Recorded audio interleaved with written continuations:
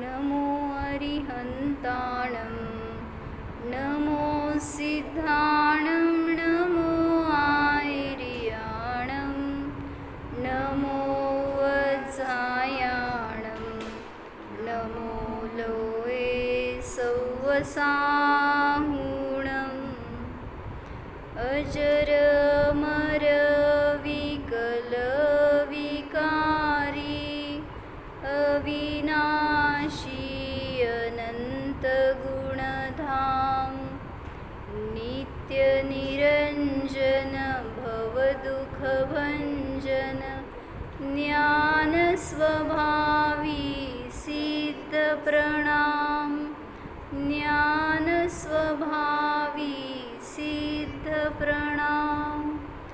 जय बोलो अनंतानंत सिद्ध परमेष्ठी भगवान की जय।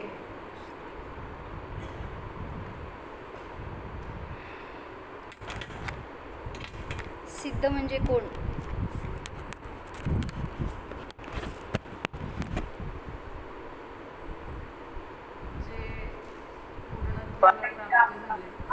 ओके, सिद्ध म्हणजे कोण दादा? सिद्ध म्हणजे कोण? सिद्ध सिद्ध कोणाला म्हणायचं? तुम्ही तिथे बसा की त्यांच्याजवळ, म्हणजे सांगता येतं मला.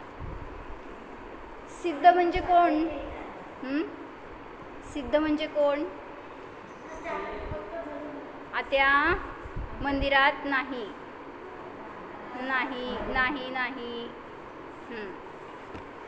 काय सांगितलं? कोण?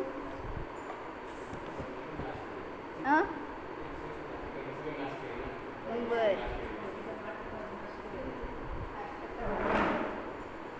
बर. आयुर्वेदामध्ये म्हणतात ना, सिद्ध झालं, तयार झालं, औषध सिद्ध झालं, तयार झालं, म्हणजे पूर्ण झालं. सिद्ध झालं म्हणजे काय? पूर्ण झालं. मग आता इथं सांगतायत की सिद्ध कोणाला म्हणलं? कोणाला म्हणलं सिद्ध? कोणाला म्हणायचं? सगळ्यांचे सिद्ध डिफरंट आहेत. सिद्ध जे लोकांच्या अग्रभागी स्थित आहे, बर सिद्ध हृदयामध्ये स्थापन करायला सांगितलं. बर. सिद्ध कोणाला म्हणायचं विचारा? सिद्ध कोणाला म्हणायचं? सिद्ध सिद्ध आपल्यापासून जे विरक्त होऊन मुक्त झालेले आहेत त्यांना सिद्ध म्हणायचं. बर. जे मुक्त त्यांना सिद्ध म्हणलं. तर सिद्ध म्हणजे काय सांगितलं? यथाजात रूप म्हणतात ना, तसं सांगितलं ह्याच्यामध्ये प्रवचनसारमध्ये त्यांनी की जसं आहे तसं रूप प्रगट होणं ह्याला म्हणायचं.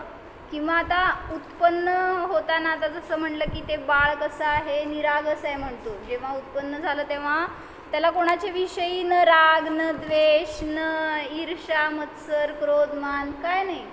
मग तसं जो स्वभाव आहे तो निरागस आहे, त्याला कोणाच्या विषयी कसलेही कषाय नाही आहेत. जो आपला स्वभाव आहे तो सिद्ध आहे. जसा आहे तसा आहे, त्याला बनवलेलं नाही आहे, स्वभावतः सिद्ध आहे. यथाजात रूप धर. ॲक्च्युली त्याचा अर्थ असा होतो की जसं उत्पन्न होताना जसं रूप होतं तसं असणे. ॲक्च्युली आता उत्पन्न नाही होत जीव, पण तरीसुद्धा जसं पहिल्यापासून आहे तसं म्हणा.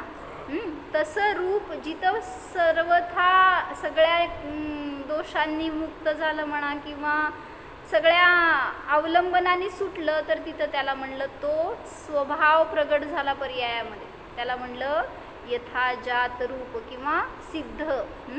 तो सहज आहे आणि तो स्वभाव आपल्यामध्ये सुद्धा आहे, विद्यमान आहे. म्हणून सांगतायत काय की तसा मी आहे हे अनुभवलं ना आपल्याला आनंद मिळतो, त्याच क्षणात मिळतो. पण आपण तसा अनुभव करत नाही. मी काय अनुभव करतो? मी मनुष्य. काय अनुभव करता? ऐकू येते ना? मी मनुष्य असं आपण विचार करतो ना स्वतःला. तसं मी सिद्ध असं कधीच विचार करत नाही. करता काय? मग सिद्ध कसे बनणार? म्हणूनच मनुष्य बनलोय, परत मनुष्य बनणार. मग या पर्यायाकडून बघतो स्वतःला, म्हणून अजून आपल्याला तशी शुद्ध दशा प्रगट झाली नाही. म्हणून म्हणलं की परवा विचारल्यावर तुम्ही शक्तीवर आवरण का व्यक्तीवर? जे सिद्ध भगवान झाले तर ते निरावरण आहेत आणि तुमच्याकडं आवरण आहे. तिकडं प्रश्न विचारला होता पंढरपूरमध्ये हो, की शक्तीवर आवरण असतं का अभिव्यक्तीवर आवरण असतं? कशावर आवरण असतं? जे कर्मांचं आवरण असतं ना ते कशावर असतं? काय सांगितलं उत्तर? नाही सांगितलं अजून? बरं, सस्पेन्स. कशावर असतं आवरण? तर अभिव्यक्तीवर आवरण असतं. कारण म्हणलं ना, म्हणून शक्ती तर प्रगट आहेत सगळ्यांच्या, म्हणून तुम्ही जाणू शकताय. आता 47 शक्तीचे वगैरे म्हणतो ना, किंवा जीवाची अनंत शक्ती आहे म्हणतो, तर ती प्रगट आहे ॲक्च्युली, पण पर्यायामध्ये व्यक्त होत असताना त्याच्यावर आवरण आहे. म्हणून म्हणलं की तुम्ही त्या शक्तीला सहज कधी पण ग्रहण करू शकता, जाणू शकता. आणि शक्ती आहे म्हणून तर आपण म्हणतो की निगोदी जीवामध्ये सुद्धा सिद्ध बनण्याची शक्ती आहे. मग ती शक्ती निरावरणच आहे, पण जिथं अभिव्यक्ती होणार तिथं आवरण आहे.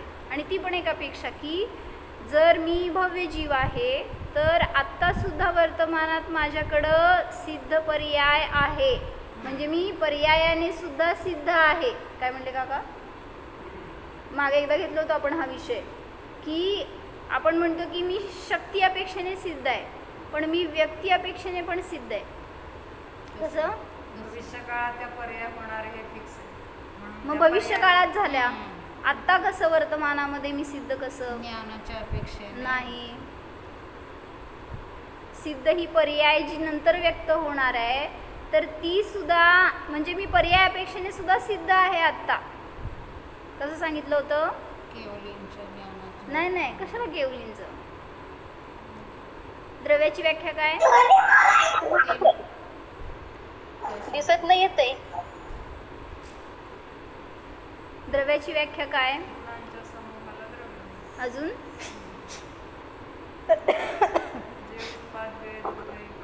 नाही नाही, ह्याच्याशी रिलेटेड सांगा की आता आपलं प्रकरण जे चाललं त्याच्याशी रिलेटेड.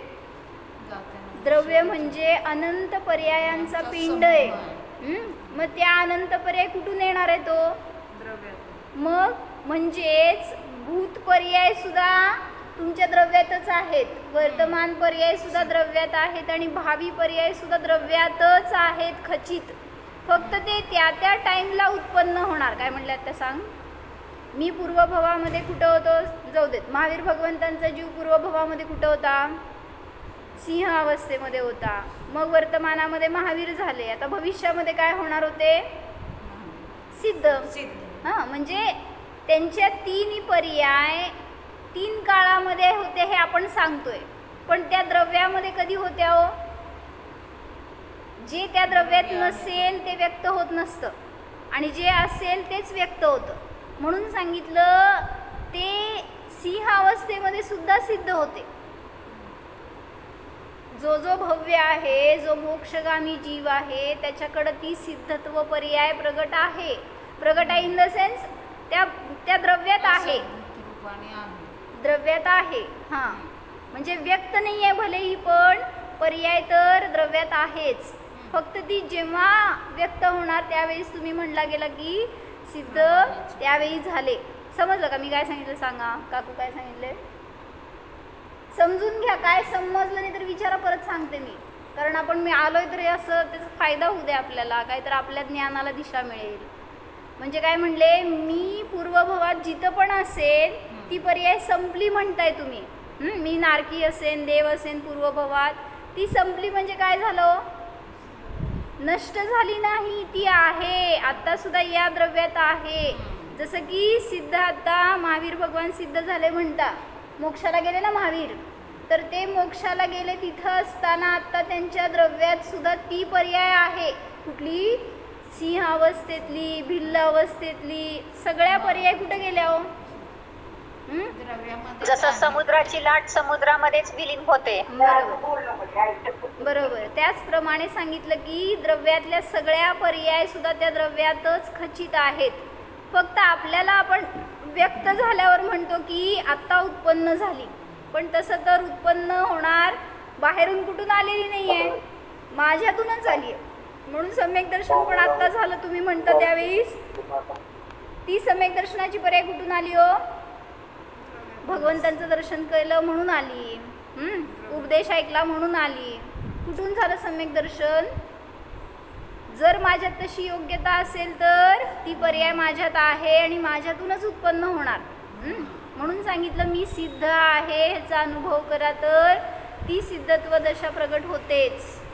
त्याच्यामध्ये काय बाधा येणार नाही. काय सांगत होते मी? हां, नाही ना काकी, प्रश्न असा होता की शक्तीवर आवरण असतं की अभिव्यक्तीवर आवरण असतं, असं पंढरपूरमध्ये प्रश्न विचारलाय, त्याचं उत्तर तुम्ही देणार आहे.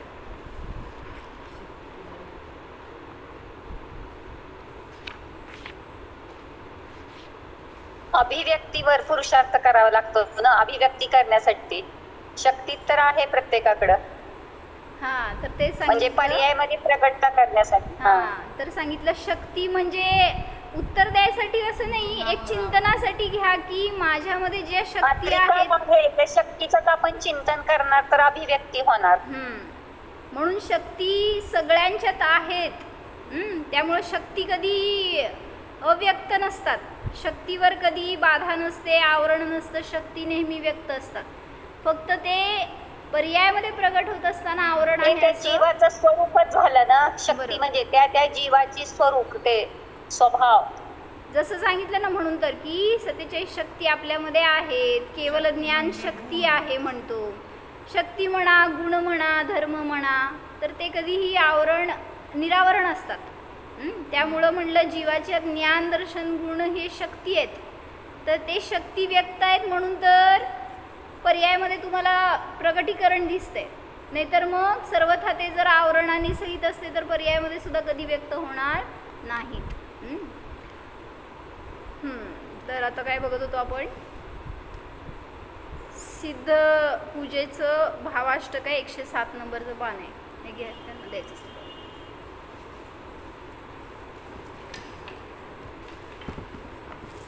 अर्घ्याचं हे चाललंय म्हणायचं आहे. 107 नंबरचं पान आहे, त्याचं फल म्हणजे काय सगळं झालं. जल, चंदन, अक्षत, पुष्प, नैवेद्य, दीप, धूप, फल चढवून झालं आमचं. आता आम्ही अर्घ्य चढवणार आहे. नेत्रोन्मीली विकास भाव निवहै रत्यंत बोधाय वै वार्गंधाक्षत पुष्पदाम चरुकै सद्दीपधूपैफलै यश्चिन्तामणि शुद्ध भाव परम ज्ञानात्मकैरर्चयेत् सिद्धं स्वादुमगाधबोधमचलं संचर्चयामो वयम्. काय अर्थ सांगितलं होता काका सांगा?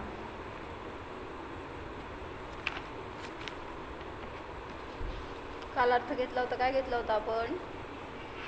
नेत्र म्हणजे ज्ञान नेत्र. लिहा, काय तुम्हाला माहित नसेल अर्थ समजते. ज्ञान नेत्र उन्मिलित करण्यासाठी म्हणजे प्रगट करण्यासाठी कोण प्रगट करणारा आहे? ज्ञान नेत्राला कोण प्रगट करतं? तर ते सांगायला लागले मी स्वयंच. हां, नाही, इथं ते जे शब्द आले त्या सगळ्या शब्दांचा अर्थ बघू. त्या ज्ञान नेत्राला उन्मिलित करणारे विकास भाव म्हणजे शुद्धोपयोग. त्या विकास भावांचा निवह म्हणजे समूह, म्हणजे शुद्धोपयोगाची मालिका म्हणा, शुद्धोपयोग म्हणा समूह रूपाने असं. तर तेच त्या ज्ञानरूपी नेत्रांना उन्मिलित करू शकतात. म्हणजे माझं ज्ञान नेत्र उघडण्यासाठी त्याच्यामध्येच क्षमता आहे. शुद्धोपयोगानेच समीचीन ज्ञान प्रगट होतं. लिहा, माहिती आहे का आपल्याला? हे सांगा बघू अर्थ. सगळ्या 4 ओळीचा अर्थ सांगायचं मला, नाही म्हणलं तर लिहायचं. तर सांगतायत की ज्ञान नेत्राला उघडणारे जे विकास भाव त्यांच्या समूहाच्या द्वारे मी सिद्धांचं पूजन करतो हे सांगायचं आहे. म्हणजेच शुद्धोपयोगाच्या द्वारे मी भगवंतांचं पूजन करतो. पुढं सांगितलं अत्यंत बोधाय वै. कशासाठी? तर अत्यंत बोध म्हणजे अनंत ज्ञान. अत्यंत म्हणा, ज्याला अंत नाही असं म्हणा, त्या अनंत ज्ञानाच्या प्राप्तीसाठी मी भगवंतांचं पूजन करतो. मग त्या व्यवहाराने त्या भगवंतांचं आणि निश्चयाने निज भगवान आत्म्याचं पूजन करतो. कशाच्या द्वारे? तर ते पुढं सांगितलं. सगळे अष्टद्रव्य सांगितले. जल आहे का त्याच्यामध्ये? वार म्हणजे जल, वारिधी म्हणतो ना, म्हणजे वारिधी म्हणजे समुद्र. तर वार म्हणजे जल, गंध, अक्षत, पुष्प, दाम म्हणजे पुष्पदाम म्हणजे पुष्पाचं काय म्हणलं, समूह म्हणलं किंवा पुष्पाचं डाल म्हणलं, असं काहीतरी. पुष्पदाम दोन्ही एकातच घ्यायचं. एक मिनटं बघते काय घेतलं त्यांनी. नाही आहे त्याचा. पुष्पदाम म्हणजे पुष्पगुच्छ म्हणा असं टाईपमध्ये. पुढं चरू, सत, दीप. सत म्हणजे समीचीन दीप म्हणाले बरं का, ते मुद्दाम लावलंय तिथं. सत दीप म्हणजे तुम्हाला आग लावा हे सांगत नाही आहेत. सत दीप काय असेल ते समजून घ्या. सत धूप आणि सत फल. तसंच मागं पण लावा सत चरू सत पुष्प. तर त्याच्याद्वारे तृतीया केली ना ती, तर त्या जलगंध अक्षत पुष्प चरू दीप धूप फलाच्या द्वारे मी भगवंतांचं पूजन करतो हे सांगायला लागले. अष्टद्रव्य कुठले? अक्षत, अक्षत, पुष्प, नैवेद्य, दीप, फल आणि अर्घ्य. मग ते का चढवायचं हे सांगायला लागले त्याच्यामध्ये. ते चढवत असताना आपण काय भावना करायची ह्याच्यासाठी म्हणून त्याचं विश्लेषण बघतोय. तर काल आम्ही जे वाचलं ना त्याच्यामध्ये छान मिळाला मला हे केला अर्थ लावून एकदा. तर याच्याद्वारे मी भगवंतांचं किंवा भगवान आत्म्याचं पूजन करतो हे त्याच्यामधून भाव आहे. यश चिंतामणी शुद्ध भाव परम ज्ञानात्मकैरर्चयेत. तर हे सगळे जे आहेत ना अष्टद्रव्य ते कसले आहेत हे सांगायला लागलेत. कसले आहेत? चिंतामणी. जे चिंतामणी म्हणजे काय म्हणायचं, शुद्ध भावरूप चिंतामणी रूप आहेत, शुद्ध भावरूप आहेत, परम ज्ञानात्मक आहेत, अशा त्या अष्टद्रव्याच्या द्वारे मी पूजन करतो. काय म्हणायचं आहे?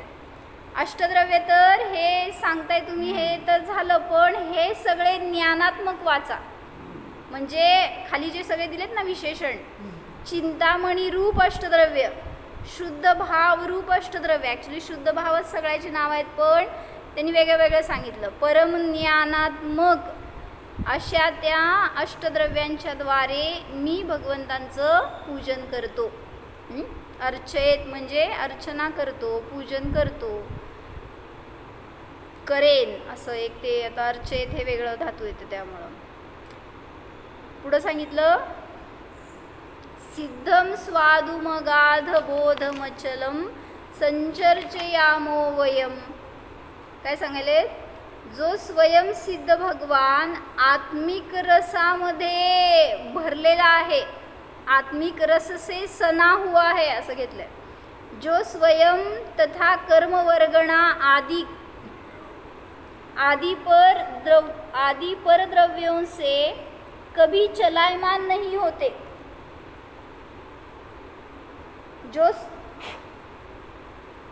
जो स्वयं तथा कर्म वर्गणा आदी परद्रव्यांच्या द्वारे जे चलायमान होत नाही असं ते अचल. सगळ्या शब्दांचे अर्थ घ्यायला लागलेत. सिद्ध कसे आहेत? स्वभावरूप आत्मिक रसाच्या द्वारे. स्वादुम म्हणजे तर त्याचा स्वाद घेत आहेत निरंतर, म्हणून म्हटलं त्याने सना हुआ आहे. सना हुआ म्हणजे रसरसलेला आहे म्हणा, भरलेला आहे म्हणा असं. म्हणजे सिद्धरूपी स्वादाच्या द्वारेच भरलेला आहे. अगाध बोधरूप आहे म्हणजे अगाध ज्ञानवाला आहे. अगाध विशेषण का दिलं ज्ञानाला? अगाध म्हणजे काय? अगाध म्हणजे ज्याला सीमा नाही आहे, ज्याला खोली नाही आहे, असं ते अगाध. सगळ्या दिशेंनी सगळ्या साईडनी अमर्याद असं अगाध ज्ञान आहे. खोल ज्ञान म्हणा, विस्तारित ज्ञान म्हणा. तर अशा अगाध ज्ञान स्वरूप अचल ज्या ज्ञानाला कधीही कोणीही चलित करू शकत नाही, नष्ट करू शकत नाही. मंगल काकी काय म्हणले?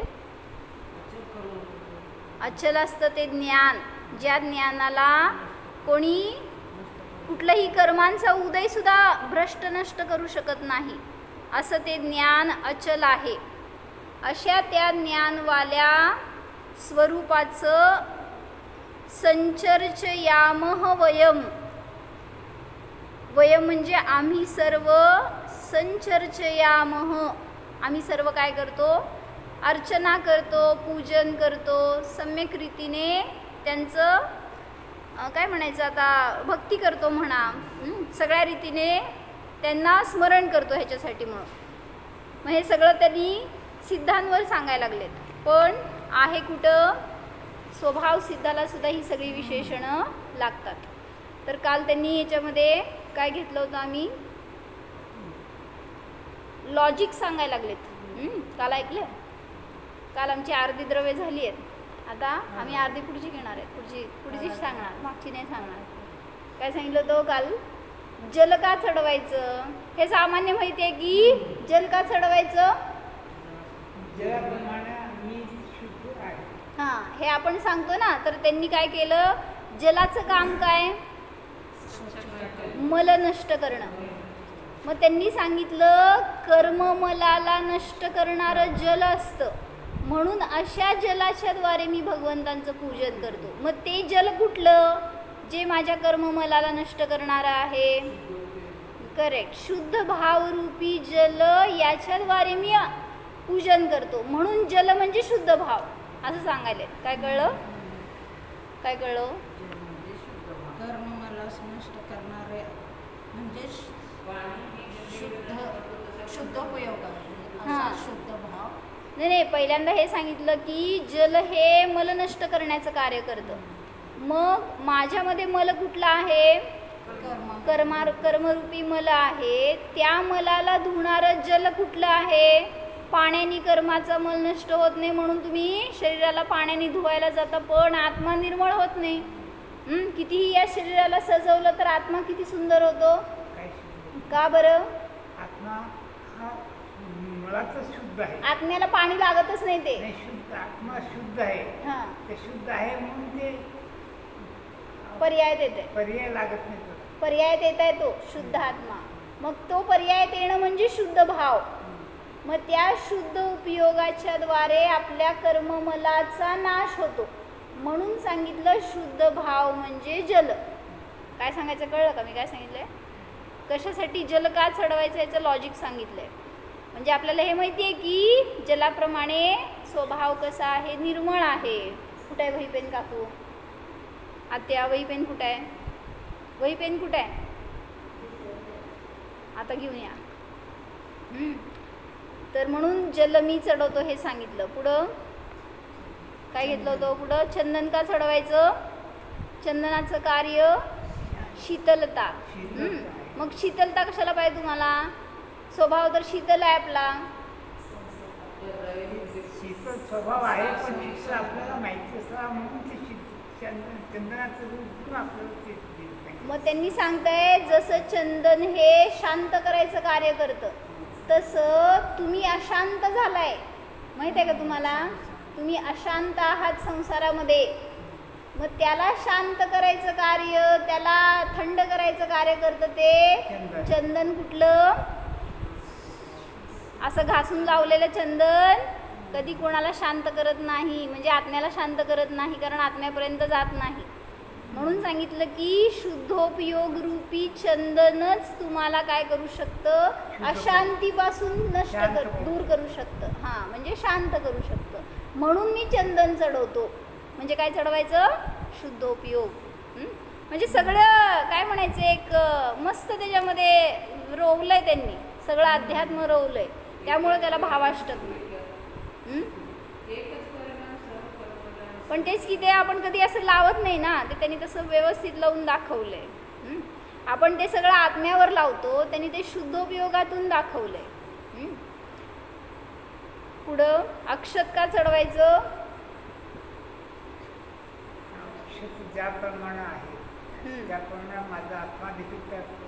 कसा आहे अक्षत? कसा आहे अक्षत? निर्मळ आहे. अक्षत कसा आहे? अखंडतेचे प्रतीक. हां, अक्षत म्हणलं ना, जे कधी क्षत होत नाही, खंडित होत नाही, किंवा त्याच्यापासून पुन्हा उत्पत्ती होत नाही, असं ते अखंड म्हणलं जातं. मग म्हणून सांगितलं माझ्या आत्म्याचं सुद्धा असं खंड कधी होत नाही. जरी मला ज्ञान नाही झालं, समजलं नाही, तरी सुद्धा ज्ञानाचे खंड होत नाहीत, ज्ञान नष्ट होत नाही, ज्ञान अखंड आहे. म्हणून त्याचं प्रतीक म्हणून मी अक्षत चढवतो. मग ते समजणार कोणाच्याद्वारे? माझ्यामध्ये अखंड ज्ञान आहे हे कोणाच्याद्वारे समजणार? शुद्धोपयोगाच्या द्वारे. म्हणून सांगितलं अक्षत म्हणजे शुद्धोपयोग. लिहा. पुढं पुष्प काय सांगितलं?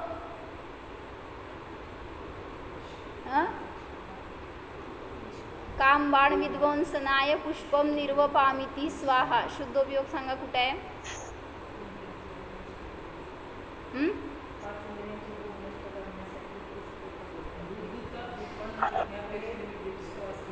काम भावना म्हटलं ना तिथं, काम भावना विध्वंसनाय. मग त्याच्यासाठी सांगा मला की शुद्धोपयोग काय कार्य करतं?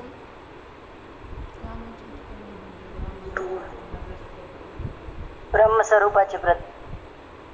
बर, त्यांनी काय सांगितलं होतं? पुष्प म्हणजे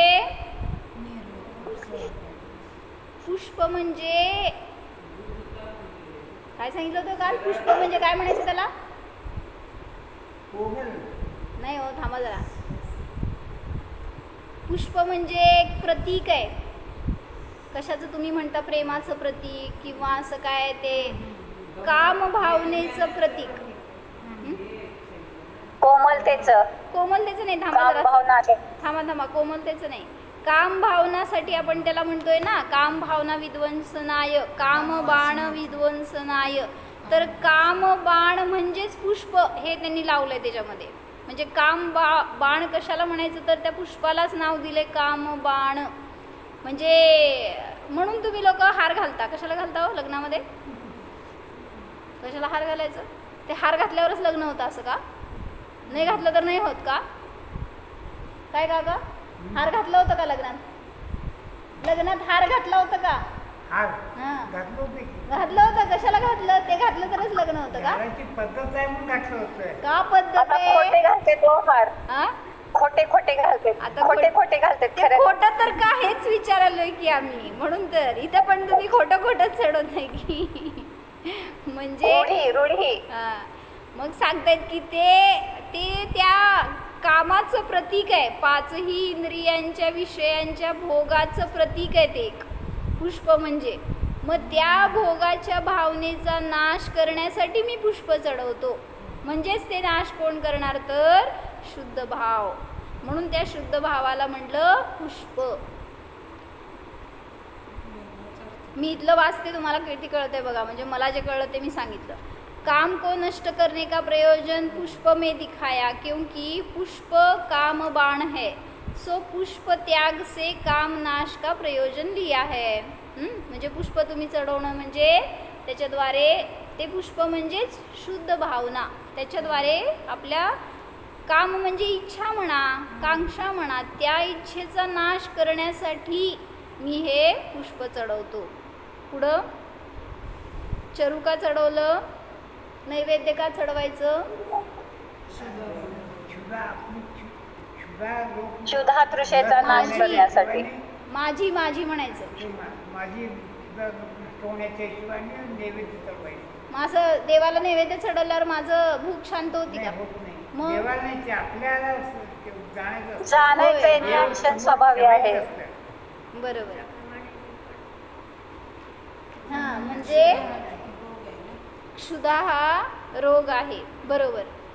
तर त्यांनी काय सांगितलं, वह न खाना पडे, काय म्हणलं, सभी चीज़ें हमारे शोध के सहयोगी नहीं, सो सबका त्याग बताया, क्षुधा को दूर करने के लिए नैवेद्य होता है, सो वह न खाना पड़े, क्षुधा रोग दूर हो जाए, इसके प्रयोजन से नैवेद्य चढ़ाते हैं, त्यागते हैं. म्हणजे आत्म्याचा आहार काय आहे हो? हां, ज्ञान आहार आहे, चैतन्य अमृत आहार आहे. तो कसा मिळणार आत्म्याला? शरीराचा आहार क्षुधा आहे. हां, शरीर क्षुधा म्हणजे भूक. आले का बघा. मग ते भूक नष्ट करण्यासाठी तुम्ही जेवण करता, भोजन करता. पण त्यांनी सांगतायत की जे काय सांगत होते मी, हां, आत्म्याचा आहार काय आहे तर ज्ञान आहार आहे, चैतन्य आहार आहे. मग त्याचं सेवन करणं किंवा अन्य सगळ्या कषाय भावांचा त्याग करणं, त्याचं सेवन आपण निरंतर करतोय विभावाचं. मग त्याचं त्याग करण्यासाठी त्या किंवा कषाय, लोभ म्हणा, अशा कषायांचा नाश करण्यासाठी मी नैवेद्य चढवतो. निरामय किंवा अनशन स्वरूपी राहण्यासाठी. पुढं दीप का चढवायचं? दीप दीप ज्याप्रमाणे उज्ज्वल असतो मोहांधकार विनाशनाय. तसं आपलं देखील आत्मा देखील त्या दीपाप्रमाणे उज्ज्वल आहे. मोह, मोह मोहांधकार म्हणतो ना, नाही, दीपम निर्मल. हां, तर ते सांगतायत की इथं मोहरूपी अंधकार दूर करने के लिए और ज्ञान का प्रकाश करने के प्रयोजन से दीपक चढ़ाते हैं, क्योंकि वह प्रकाश करने वाला होता है. काय कळलं सांगावं याच्यावरून? नैना काकी. मोहाचा अंधकार म्हणजे सम्यक ज्ञान प्राप्त होण्यासाठी केवळ ज्ञान स्वभावाचे. मोहाला अंधकार का म्हणलं? मोहामुळे सगळं विवेक होते. हां, विवेक जागृत राहत नाही मोहामुळे.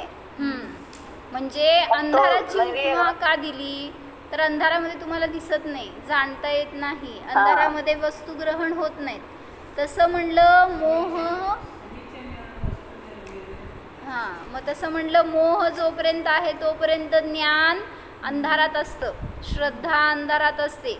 मग त्या अंधाराचा नाश करायसाठी म्हणून मी दीप चढवतो. मग तो अंधार कुठला आहे तर मोह. आणि मग तो अंधार दूर कसा होणार? जेव्हा मी ज्ञान प्रकाश स्वतःवर टाकणार, म्हणजे शुद्ध ज्ञानाने, शुद्ध भावनेने त्या मोहाचा नाश होणार आणि मला सम्यक ज्ञानाची प्राप्ती होणार. माझ्याबरोबरच नाही आहे तुम्ही? बहुतेक नाही आहे. पुढं धूप का चढवलं सांगा? धूप कर्माचा नाश होण्यासाठी धूप करतो. मग कसं धूप चढवल्यावर नाश कसं होतं?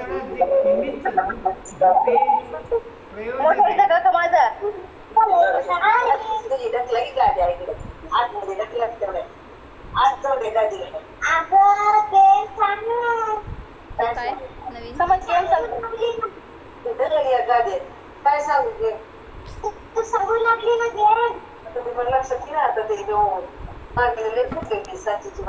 तर म्हणून म्हटलं की मोहरूपी अंधकाराला दूर करण्यासाठी आणि ज्ञानाचा प्रकाश करण्यासाठी म्हणून मी दीप चढवतो. पुढं हां, धूप चाललं होतं ना आपलं. धूप का चढवायचं?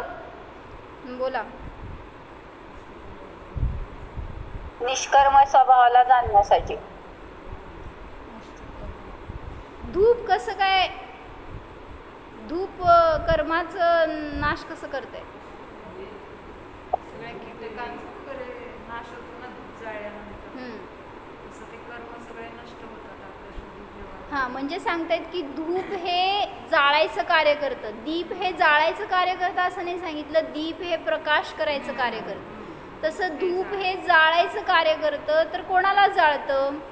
म्हणजे धूपामध्ये अग्नीची मुख्यता नाही आहे, ते काय म्हणायचं धुराची मुख्यता येते वगैरे असं, म्हणजे ते जळलं भस्म झालं हे सांगायचं त्यातून. म्हणून धूप हे जसं जाळायसाठी उपयोगी असतं, तर कोणाला जाळायचं आहे, कुठल्या धूपाने जाळायचं आहे, तर कर्मरूपी जे काय आहे इंधन त्याला जाळायसाठी. म्हणून निष्कर्म स्वभावाचं वेदन हे शुद्ध भाव धूप आहेत.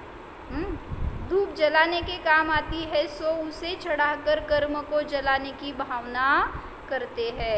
म्हणून शुद्ध भावच धूप आहे. पुढं फळ का चढवायचं? अखंड मोक्ष फळाच्या प्राप्तीसाठी अखंड फळ. मोक्ष फल, आत्मा देखील असंच अखंड प्रतीक आहे. मोक्ष फल प्राप्तये, फळाची प्राप्तीसाठी मी फळ चढवतो. मग सांगतायत काय, मोक्षरूपी फल को पाने के लिए फल चढाते है. आता ह्याच्यातलं सांगा बघू लॉजिक काय हो. फळ चढवल्यावर मोक्ष मिळतं का? मग काय मंगला बेन? प्रतीक आहे ना पूर्णता. बरोबर, म्हणजे अंतिम दशा आहे फळ हे. म्हणजे तुमचं अंकुर आलं काय, त्याचं पालवी झाली काय, ते फुल झालं, फुलापासून फळाची सुरुवात झाली, पण जे फल पूर्ण झालं तेच पूर्ण फळ आपण चढवतो इथं. आणि म्हणून ते बदाम असं हलवून का चढवायचं? विज्ञानाचं प्रतीक आहे. मग ते आत असतंयच की, खराब झालेला. मग हल्लं नाही तर झालं नाही. हा, हे सांगायचं. काय म्हटलं नाही का की ते परवा बनलं. हां आवाज, तुमचा आवाज येईना. स्वपरभेद विज्ञानाचं प्रतीक आहे. तसं नाही, मला म्हणायचंय बदाम का हलवायचं? हा, भिन्नताचं प्रतीक आहे. भिन्न आहे हे जाणण्यासाठी. अरे थांब, मला म्हणायचंय ते जोपर्यंत अपूर्ण असतं ना फळ, तोपर्यंत त्याचं अटॅचमेंट असतं आतमध्ये. ते जसं तुमचं प्लासेंटा लागलेलं असतं ना त्या गर्भामध्ये त्या बाळाचं, जोपर्यंत चिटक नाळ म्हणतात त्याला, तर ते जोपर्यंत अजून पूर्ण झालं नाही आहे त्याचं वाढ, तोपर्यंत त्याच्याशी ते अटॅच असते. आणि नंतर झाल्यावर तुम्ही त्याला वेगळं केलं तरी ते राहू शकतं, म्हणजे आता ते पूर्ण झालं आहे असं. तसं त्या बदामामध्ये जोपर्यंत त्याचं एक अटॅचमेंट असतं, बघितलं असेल तर माहिती असेल तुम्हाला, आतलं जे बदाम बी असतं ना ते त्या कवरशी अटॅच्ड असतंय. मग ते जर हलवलं आणि ते हललं नाही तर समजून घ्या अजून त्याला चिकटलेलं आहे, ते म्हणजे ते अपक्व आहे, ओलं आहे. आणि दिसणार आतमध्ये तुम्हाला बदाम झालेलं, पण ते अजून निघालं नाही, म्हणजेच म्हणून हलवून बघतो की ते सुटलंय तर ते पक्व आहे. हां, जर नसेल आतमध्ये तर नसते. पण असं पण असतंय का? नाही नसते, असं असतंय का म्हटलं? म्हणजे नुसतंच कवर असते असं नसते बहुतेक. हां, नाही हल्लेलं कधीतरी फोडून बघा, कळेल तुम्हाला.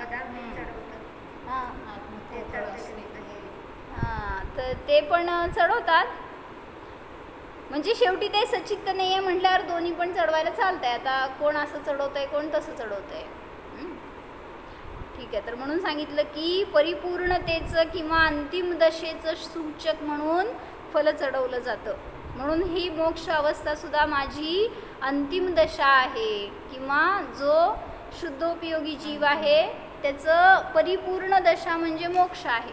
म्हणून त्या मोक्ष फळाची प्राप्ती होणार तर मला शुद्धोपयोगाच्या द्वारेच होणार, म्हणून मी फल चढवतो. अशा प्रकाराने त्यांनी 8 कर्मांचं हे अष्टद्रव्याचं सांगितलं. अजून पुढं अर्घ्य राहिलं ते बघू आपण. तर मला एक काय सांगायचं होतं की पूजन करतो त्यावेळेस त्याच्यामध्ये एक भक्तीचा, एक दानाचा भाव असतो. आता द्रव्यपूजेच्या अपेक्षेने सांगते मी. मग ते भाव ज्याची नसतात ना, म्हणजे एकाने मला विचारलं की कशाला चढवायचं ते द्रव्य. म्हणले त्याच्या निमित्तात सगळ्यांचे दृष्टिकोन बरं का असे. म्हणले नासधूस खूप होती त्याच्यामध्ये, खाली पडणार किंवा जीव लागणार किंवा त्याला काय करायचं दुसऱ्याला द्यायचं, मग त्यापेक्षा कशाला चढवायचं ते. मग आम्ही भक्तीने करतो ना, भावपूजा करतो. द्रव्यपूजा का करायची? द्रव्यपूजा करताना आपले भाव वेगळे असतात आणि भावपूजा करताना भाव वेगळे असतात. का? भावपूजा ही मनापासून करतो आपण, द्रव्यपूजा ही दिखाऊ करतो. मग तेच सांगितलं त्यांनी की द्रव्यपूजा कशाला करायची, नको करायला, असं एकांनी विचारलं. हो, मग करायची का नको करायची? द्रव्यपूजा करायलाच पाहिजे की. का बरं? का बनवली? त्याशिवाय ते आपले हे होत नाहीत ना, आपले भाव प्रकट होत नाहीत. हां, तर त्यांनी सांगितलं जर शक्ती असेल तर द्रव्य चढवूनच पूजा करायची, त्याच्याशिवाय पूजा केली तर दोष आहे. म्हणजे ज्याची ऐपत नाही आहे, ज्याच्याजवळ शक्यच नाही आहे, किंवा समजा तुम्ही कुठं प्रवासात आहे, तुमच्याजवळ द्रव्य नाही आहे, तेव्हा एक्सक्यूज आहे, तेव्हा तुम्ही ठीक आहे, अपवाद आहे. पण माझी शक्ती आहे, असं नाही आहे की मी लय गरीब आहे, माझ्याकडं खायला प्यायला काय नाही आहे, मग मी चढवणार काय. त्यांना सांगितलं नाही तुम्ही द्रव्यपूजा करा म्हणून, उलटं त्यांना सांगितलं दोष आहे तो. जर घरातली माणसं मरायला आणि तुम्ही दान करायला लागला तर तो एक दोष आहे म्हणून सांगितलं. म्हणून जर शक्ती आहे आपली आणि ती लपवली तर तेवढं सुद्धा आपण आपल्याकडून आपला मोह सोडत नाही म्हटलं तर दरिद्री होणार, जर द्रव्यपूजा नाही केली तर. हे सांगितलं माताजींनी. म्हणजे असं पण होतं, आपण म्हणत असतो भावपूर्ण, अगदी त्याच्यात आपलं मन लागलेलं असतं आणि मग ते चढवायचे विकल्प मध्ये मध्ये येतात. असं पण नाही, जी विधी आहे ती विधी आहे, असं नाही की ती विधी सोडून तुम्ही ते करायला पाहिजे. मग घ्या दीक्षा म्हणले, मग निर्विकल्प सतत अनुभवातच, मग तुम्ही काहीही करा, त्याच्यामध्ये बंधन नाही आहे, तुम्हाला रूल्स नाही आहेत. पण जसं गृहस्थीला सगळ्या चर्या वेगळ्या सांगितल्या, मुनींच्या चर्या वेगळ्या सांगितल्या, मुनींना नाही सांगितलं द्रव्यपूजा करा म्हणून. आणि इवन भावपूजा सुद्धा ते काय असं पूर्ण सगळ्या विधीने म्हणून करतील असं नाही, त्यांच्या भक्त्यांमध्ये वगैरे त्यांची पूजन होऊन जाते. ती भावपूजा तशी म्हणतात.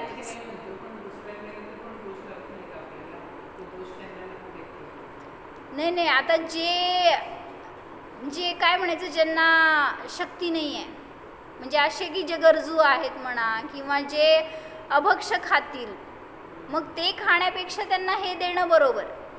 म्हणून तुम्हाला खाणं बरोबर नाही आहे.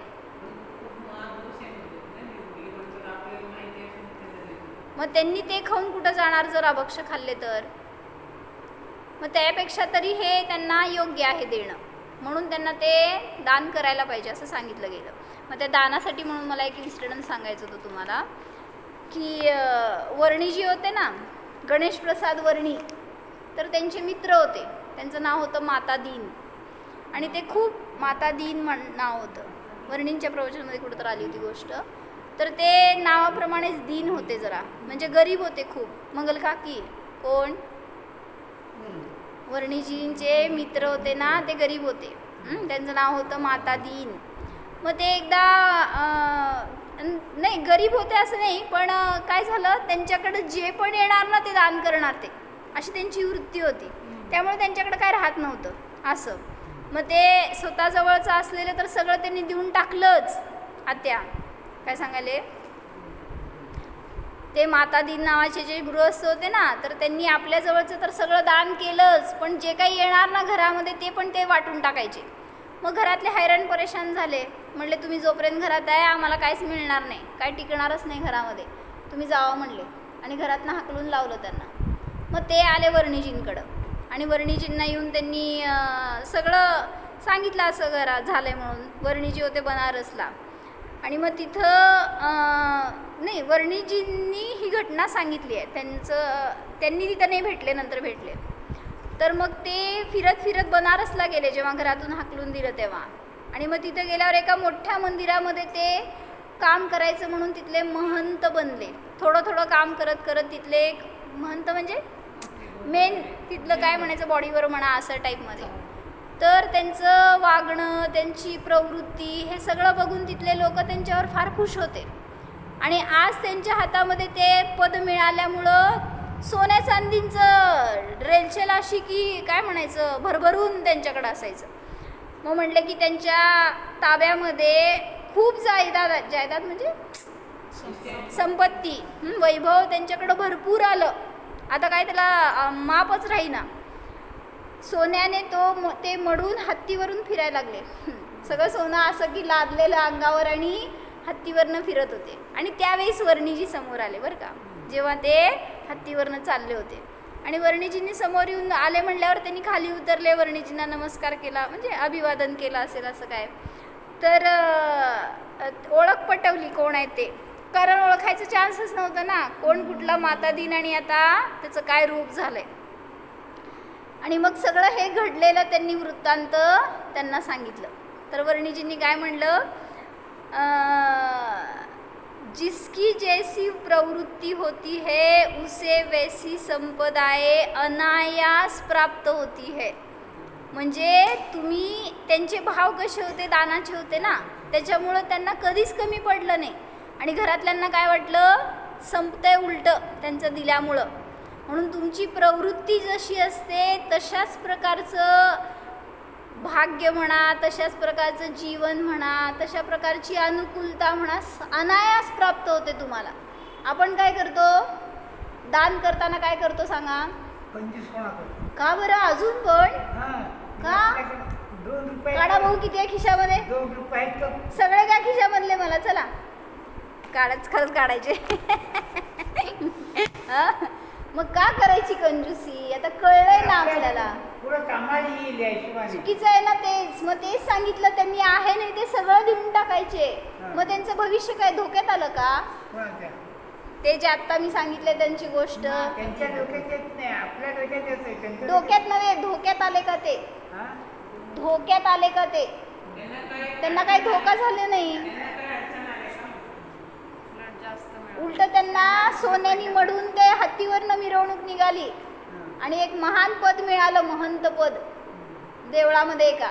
मग ते कशाचं फळ, म्हणजे परिणामांचं फळ असतं. दान म्हणून असं दिल्याचं फळ नसतं. मला दान करायचे हे भाव सुद्धा तिथं फळ देतात. म्हणून इतकं आपली उदारता असावी की आपल्याकडे जे आलं ते सगळं दानाची वृत्ती असावी आपली. किती असते काकू, किती आहेत पर्समध्ये सांगा.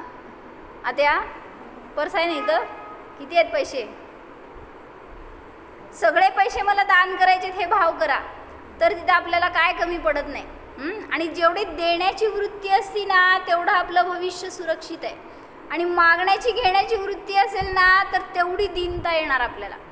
म्हणून जिथं आपल्याला मागायचे भाव झाले ना समजून घ्या, इस्टेटीमध्ये बटवारा झाला, मला एवढं द्यायला पाहिजे, भाव केला तर नियमाने कमी पडणार. आणि जाऊ देत, जे असणार आहे ते मिळणार आहे, किंवा मिळू दे नाही मिळू दे त्यामध्ये मी आनंदी आहे, ही वृत्ती असेल तर सगळीकडे सुख आहे, भविष्य सुरक्षित आहे. म्हणून आपले परिणाम असे ठेवा जेणेकरून की कधी कुठल्या भावामध्ये सुद्धा आपल्याला अडचण न येऊ. आणि दुसऱ्याला दिल्याने आपलं कमी पडत नाही काय आपल्याला, हे विचारच स्वीकार होत नाहीत कोणाला. म्हणून दिल्याने कमी होत नाही, दिल्याने वाढतं हे सांगतात आम्हा. पण आपल्याला ते दुसऱ्याच्या बाबतीमध्ये पटत आहे, पण आपल्या बाबतीमध्ये आपण मागं सरकतो. म्हणून सांगितलं की ज्ञानातून निर्णय करा आणि मग तिथं सुख आहे. हो जाणा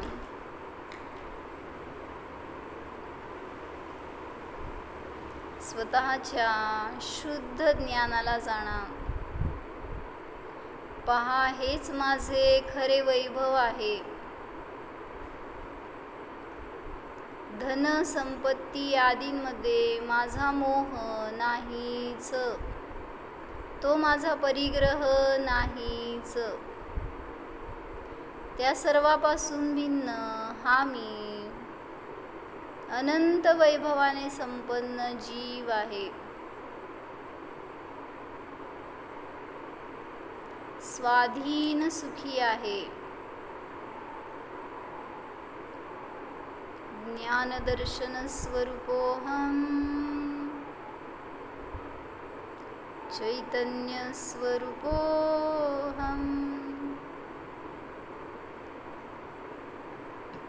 ओम